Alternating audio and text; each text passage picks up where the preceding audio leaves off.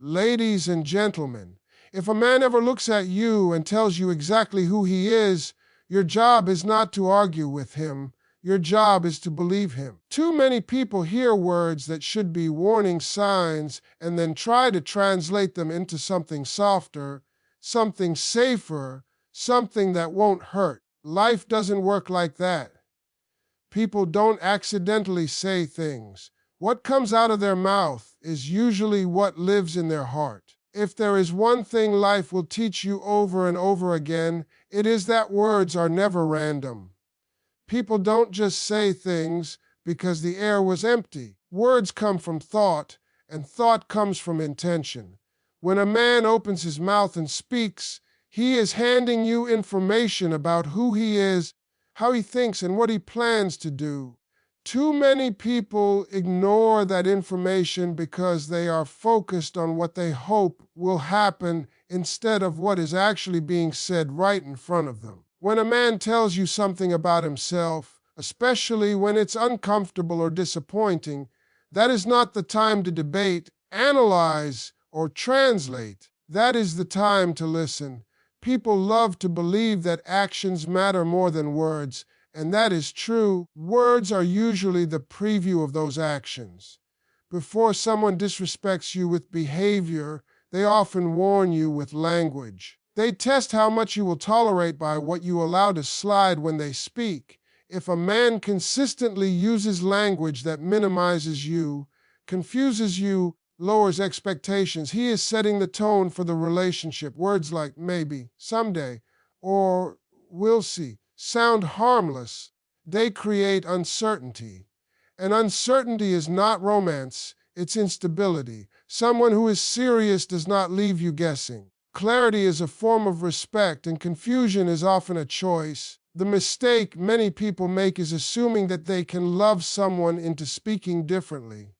They think if they show patience, understanding, loyalty, the words will eventually change. But words don't change because you endure them. They change when the person speaking them decides to grow. Until that decision is made, what you hear is exactly where they are. When someone tells you who they are saving you time. They are giving you the truth without forcing you to wait years to discover it the hard way. Ignoring that truth does not make it disappear. It only delays the lesson. Every time you excuse a statement that hurts you, you teach that person that your boundaries are flexible and your standards are negotiable. Listening is not passive. Listening is an active decision to protect your future. It takes strength to accept words at face value, especially when your emotions want to rewrite them into something softer. But maturity is understanding that love should not require decoding. You should not need subtitles to understand how someone feels about you. The people who end up at peace are the ones who listen early. They don't wait for disrespect to turn into damage. They don't wait for mixed signals to turn into disappointment. They hear what is said, they believe it, and they move accordingly. Because the fastest way to waste time is to ignore the truth when it speaks the first time. Disrespect rarely walks into your life loudly. It doesn't always shout, insult, or attack right away. Most of the time it whispers. It hides behind phrases that sound honest, casual, or even mature. People will say, "I'm just being real," or "I'm not trying to hurt you," and right after that comes something that chips away at your dignity. The problem is not honesty. The problem is when honesty is used as a weapon instead of a bridge. There is a difference between truth that helps you grow and truth that is designed to excuse bad behavior. When a man says something hurtful and then hides behind honesty, what he is really doing is avoiding responsibility for how his words land. Real honesty comes with care. It considers impact, not just intention. Anyone who values you will be mindful of how they speak to you, even when the truth is uncomfortable. Disrespect wrapped in honesty often sounds logical. It makes you question whether you're overreacting or being emotional. That's how it slips past your boundaries. Statements like, I'm just not that affectionate. I don't believe in checking in, or I don't like explaining myself, are not neutral personality traits. They are warnings. They tell you that your needs may never be met, and worse, that you may be blamed for having them. Many people stay because they confuse bluntness with strength. They think tolerating harsh words makes them mature or understanding. Maturity is not absorbing disrespect quietly. Maturity is knowing that love and respect are not separate concepts. You don't get one without the other. When someone repeatedly says things that make you feel small and then calls it honesty, they are training you to accept less. Here's the truth most people don't want to face. If someone can say something that hurts you and feel no need to soften it, clarify it, or apologize for it, that lack of care will eventually show up in their actions. Words are not harmless. They set the emotional climate of a relationship. Over time, constant, honest remarks that sting will wear down your confidence and normalize disrespect. You don't need to argue with every statement. You don't need to prove that it hurt. Pay attention to patterns. One careless comment might be ignorance. Repeated careless comments are a choice. When someone values you, they adjust. When they don't, they defend. The strongest move you can make is recognizing when honesty is being used as an excuse. You are allowed to expect kindness in communication. You are allowed to want gentleness without being labeled weak. Respectful people don't need honesty as a shield because they already speak with intention. Confusion is one of the most misunderstood experiences in relationships. People think confusion means something needs to be figured out, fixed, or fought for. They believe if they just wait a little longer, love harder, explain better, or stay quieter, clarity will eventually show up. But confusion is not a puzzle you're supposed to solve. Confusion is information. It is your intuition waving a red flag and asking you to pay attention. When a man's words don't match his actions, confusion is born. One day he's warm, the next day he's distant. One moment he talks about a future, the next moment he avoids commitment. That emotional back and forth keeps people stuck, because hope fills the gaps where clarity should be. But understand this clearly, someone who truly wants you does not leave you guessing. Interest is not confusing. Commitment is not confusing.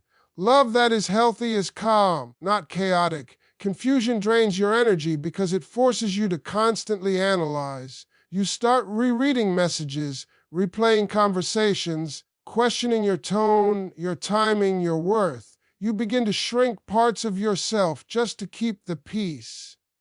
That's not connection, that's survival mode. And any situation that requires you to abandon your peace in order to stay should already have your answer. Many people mistake confusion for chemistry. The emotional highs and lows feel intense, so they assume it must be real. But intensity is not intimacy. Real intimacy feels safe. It feels steady. It feels clear.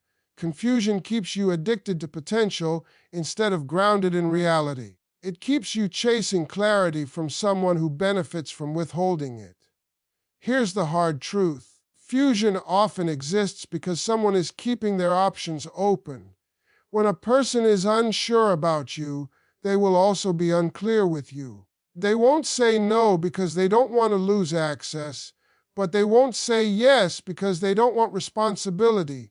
That gray area serves them, not you. And the longer you stay in confusion, the more you teach someone that you will wait without answers.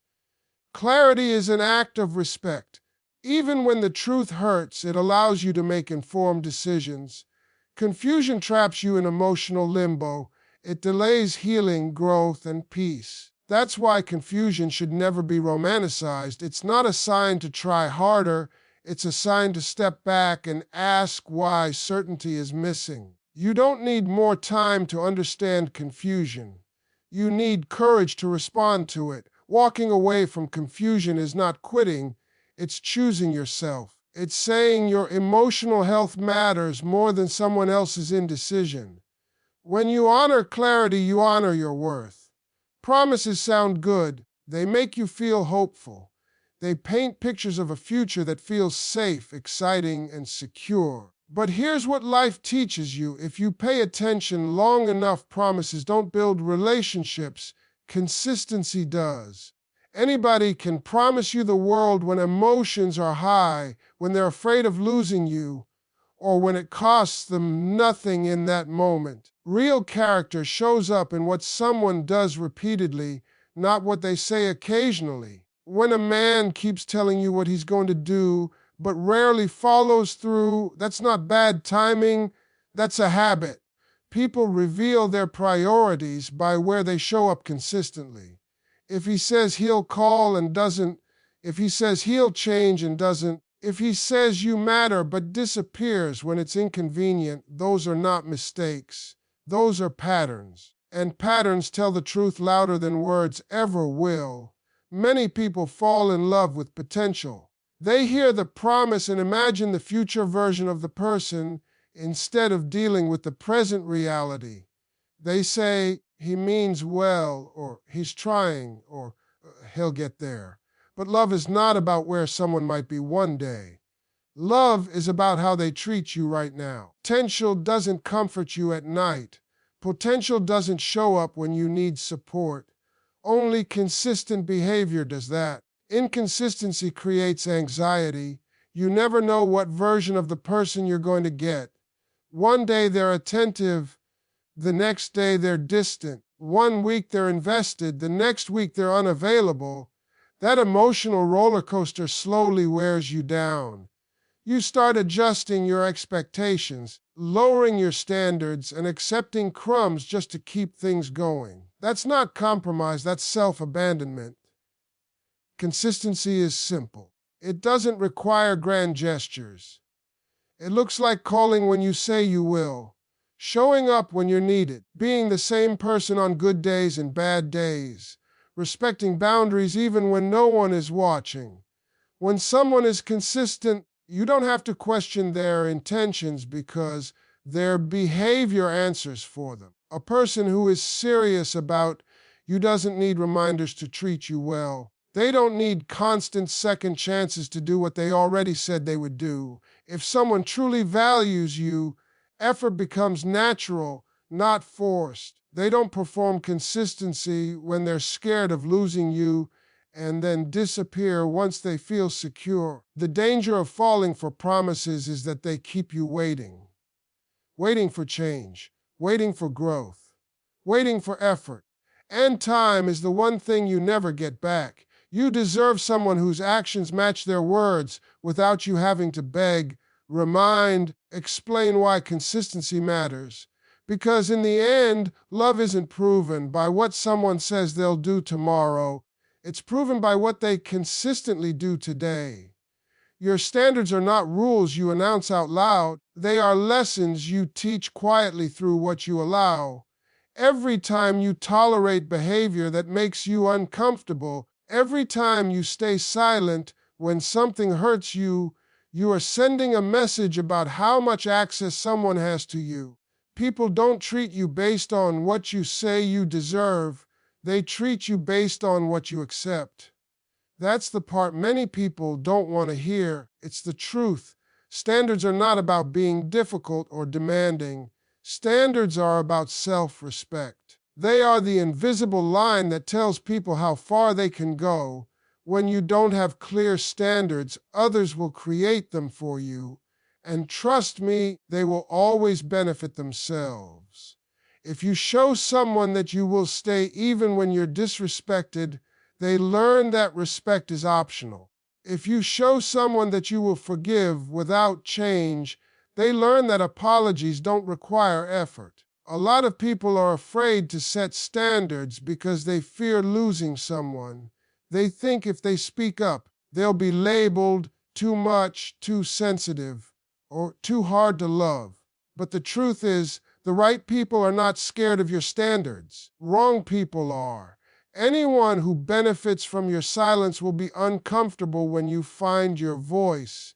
That discomfort is not your problem. Standards don't push away the right people, they filter out the wrong ones. When someone truly values you, your boundaries don't feel like obstacles, they feel like guidelines. They don't argue with them, they respect them. They don't try to negotiate your worth, they rise to meet it. But when someone only wants access without responsibility, your standards will always feel like a threat. One of the biggest mistakes people make is lowering their standards to keep someone comfortable. They stop asking for consistency, they stop expecting effort, they stop expressing needs. Over time, they become smaller versions of themselves just to keep a connection alive. But any connection that requires you to disappear is not love. It's control disguised as convenience. Your standards are also how you teach yourself what you're worth. When you walk away from disrespect, you are reminding yourself that peace matters. When you say no to inconsistency, you are reinforcing your value. When you refuse to chase clarity from someone who refuses to give it, you are choosing dignity over desperation. That choice builds confidence, not just in relationships, but in life.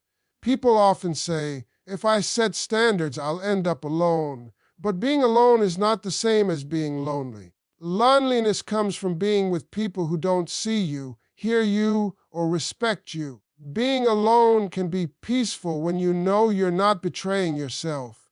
And here's the part most people discover too late. It's better to be alone with standards than connected with regrets. Standards don't mean perfection. Nobody gets it right all the time. Standards require accountability, they require growth, they require effort. When someone crosses a line and you address it, how they respond tells you everything you need to know. A person who cares will correct themselves. A person who doesn't will defend themselves.